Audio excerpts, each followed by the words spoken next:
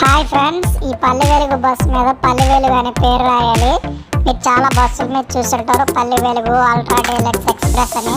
ఆ పేరు లేనే రాస్తాను.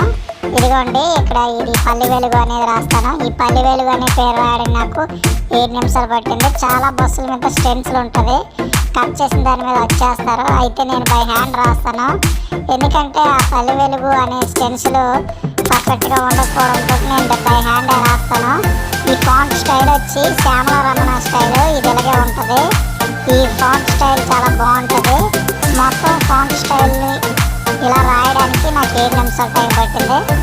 2 వైపులా రాయాలి. డ్రైవర్ డోర్ వైపును ఫుట్బోర్డ్ వైపు 2 వైపు రాయాలి.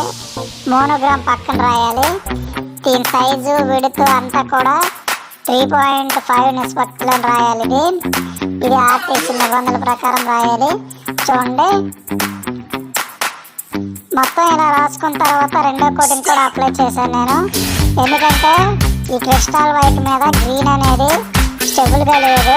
ఈ స్టెబుల్గా లేకపోవడం వల్ల నేను రెండోసారి కోటింగ్ వేయవలసి వచ్చింది.